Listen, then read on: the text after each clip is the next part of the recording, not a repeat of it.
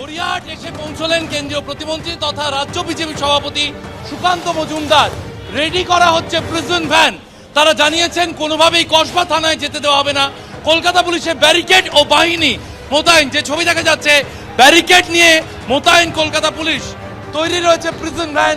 সুকান্ত মজুমদার এসে পৌঁছেছেন, হাতে বিজেপির পতাকা নিয়ে সুকান্ত মজুমদার এগিয়ে চলেছেন। কসবা থানা থেকে তারা যাবেন এমনটাই জানা যাচ্ছে। আরে কোথাও নিরাপত্তা নেই, দুটো বাড়ি বাদ দিয়ে ওই শান্তিনিকেতন আর মমতা বন্দ্যোপাধ্যায়ের বাড়ি, যার ঠিকানা দেওয়া আছে পুরীর হোটেল সোনার বাংলাতে, সেই দুটো বাড়ি বাদ দিয়ে আর কোথাও কারো নিরাপত্তা নেই। আমাদেরও কোনো নিরাপত্তা নেই। গড়িয়াহাট রীতিমতো অবরুদ্ধ, একেবারে যুদ্ধক্ষেত্রে পরিণত হয়েছে। যেই সুকান্ত মজুমদার তিনি গাড়ি থেকে নেমেছেন, সেই গাড়ি থেকে নামার সঙ্গে সঙ্গে দেখা যায় যে পুলিশ কিন্তু পুরো ব্যারিকেড করে দেয় এবং কোনোভাবেই কিন্তু সুকান্ত মজুমদারকে ভেতরে আসতে দেওয়া হয় না। বিজেপি কর্মীরা ব্যারিকেড ভেঙে এগোতে চেষ্টা করছেন। সুকান্ত মজুমদার তিনি রয়েছেন।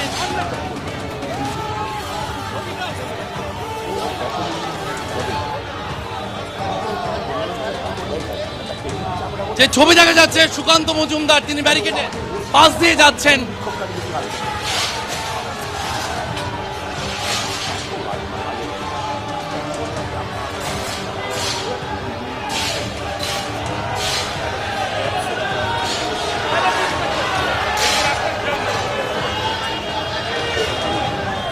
ভাঙা ব্যারিকেডের সামনে আমি দাঁড়িয়ে রয়েছি। ভাঙা ব্যারিকেড একদিকে, অন্যদিকে টেনে হিঁচড়ে নিয়ে যাওয়া হচ্ছে বিজেপি নেতৃত্বকে। সেই ছবি দেখা যাচ্ছে কলকাতা পুলিশের দক্ষিণ পূর্ব বিভাগের পক্ষ থেকে। তারা বিশাল বাহিনী মোতায়েন রেখেছেন। কর্মী সমর্থকরা একদম ব্যারিকেড ভেঙে একদম গড়িয়াহাট মোড়ে একদম তারা চলে আসেন। এই মুহূর্তে এখন দেখা যাচ্ছে ধরপাকড় চলছে, পুলিশি ধরপাকড় চলছে। কর্মী সমর্থকদের ধরার জন্য কিন্তু পুলিশ একে একে ছুটে যাচ্ছে। আগেই বলেছিলাম যে একদম পুরো গড়িয়াহাট যেন যুদ্ধক্ষেত্রে পরিণত হয়েছে এবং একের পর এক বাস এবং একদম প্রিজন ভ্যানে তোলা হচ্ছে কর্মী সমর্থকদের। বিজেপি তো অরাজকতা করবে, কারণ বিজেপি প্রতিবাদ করছে। ওই যে দিদিমণি বলছে না, এপাং ওপাং ঝপাং, আর কলেজ স্কুলে ড্যাং ড্যাং। তার যারা ওই বিভিন্ন কলেজ ছাত্র আছে, যারা প্রাক্তনীরা আছে, প্রত্যেক কলেজে স্কুলে এই ধরনের মলেস্টেশন হচ্ছে, রেপ হচ্ছে। কলেজে স্কুলের ছাদে বোম পাওয়া যাচ্ছে, কলেজের আলমারিতে আর্মস পাওয়া যাচ্ছে। কোন জায়গায় আমরা বসবাস করছি? 8000 স্কুল বন্ধ হয়ে গেছে, সরকারি স্কুল। সুকান্ত মজুমদার বলছেন গণতন্ত্রের কণ্ঠরোধ করা হচ্ছে এবং এগিয়ে চলেছেন সুকান্ত মজুমদার। সেই ছবি আমরা দেখতে পাচ্ছি। জগন্নাথ চট্টোপাধ্যায়কে প্রিজন ভ্যানে তোলা হচ্ছে। জগন্নাথ চট্টোপাধ্যায়কে প্রিজন ভ্যানে তোলা হচ্ছে।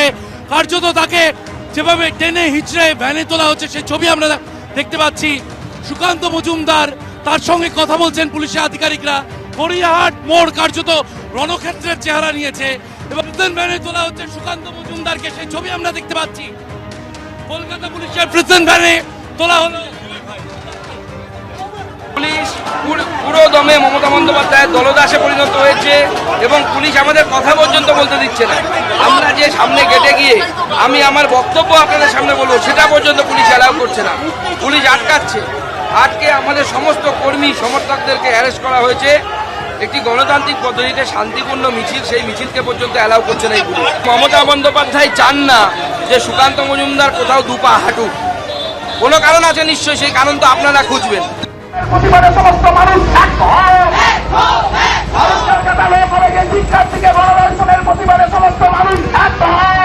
হাওড়াতেও বিক্ষোভ দেখানো হয়েছে, একেবারে সেই ছবি দেখতে পাচ্ছেন। ডিওয়াইএফআই এর কর্মী সমর্থকরা বিক্ষোভ দেখিয়েছেন আজকে হাওড়াতেও। একেবারে দিকে দিকে এই ঘটনার, কলেজের এই কসবা কলেজের ঘটনার দিকে দিকে প্রতিবাদ বিক্ষোভ। বর্ধমানের ছবি দেখতে পাচ্ছেন, সেখানেও কংগ্রেসের তরফে বিক্ষোভ দেখানো হয়।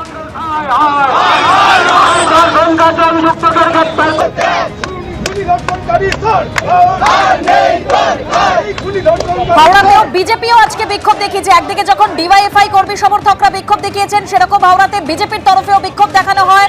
বর্ধমানেও সেখানে বিজেপির তরফেও বিক্ষোভ দেখানো হয়েছে, বামেদের তরফেও বিক্ষোভ দেখানো হয়েছে। একদিকে বিক্ষোভ প্রতিবাদ চলছে, অন্যদিকে কেন্দ্রের ফ্যাক্ট ফাইন্ডিং টিম আসবে। রাজ্য পুলিশের তরফে এসআইটি গঠন করা হয়েছে, তদন্ত চলছে। কিন্তু কলেজ, কারণ ভাইস প্রিন্সিপাল গতকালই তিনি বলেছিলেন যে জিবি প্রেসিডেন্ট, একেবারে তিনি বলেছেন সোমবার বৈঠক ডাকবেন। আর জিবি প্রেসিডেন্ট কি বলছেন রাখবো পরপর আপনাদের সামনে। মনোজিৎ মিশ্র যিনি অ্যারেস্ট হয়েছেন, যিনি মূল অ্যাকিউজড, হ্যাঁ, তিনি আপনার এই কলেজে কিভাবে যুক্ত? এই কলেজে প্রাক্তন ছাত্র ছিল, তারপরে গভর্নিং বডি অ্যাপয়েন্টমেন্ট মানে ডাইরেকশনে সেদিন আরও দুজনের অ্যাপয়েন্টমেন্ট হয়েছিল, পিওরলি টেম্পোরারি, যেহেতু এরকম ক্লিন করতে হয় ইয়ে করতে হয়। সেদিন ওর কোয়ালিফিকেশনটা যেহেতু অ্যাডভোকেট ছিল, বাকিদের কোয়ালিফিকেশন যেহেতু কম ছিল, ওকেও পিওরলি টেম্পোরারি হিসেবে কিছুদিনের জন্য রাখা হয়েছিল। কতদিন আগে?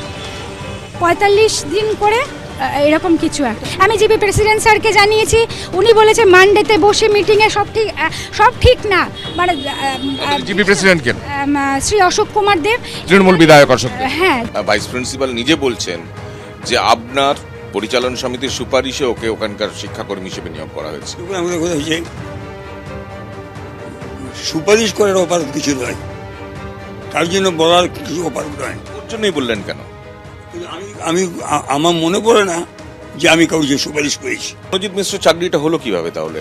এটা বলতে, এটা তো যেটা বলছেন আপনি, সে তো অনেকে তো অ্যাপ্লাই করে, অনেকে তো কথা বলে। হ্যাঁ, যেহেতু কলেজে এককালে পড়তো, সবাই জানতো এটা, কিন্তু চাকরি পাওয়ার জন্য অন্য কোনো উদ্দেশ্য ছিল না। আপনি ওর চাকরি সুপারিশ করেননি? আমি কাউকে সুপারিশ করি না। ভাইস প্রিন্সিপাল বলছেন ম্যানেজিং কমিটি করেছে, গভর্নিং বডি করেছে। আমি ম্যানেজার করেছি ঠিকই, কিন্তু সুপারিশ তো করিনি।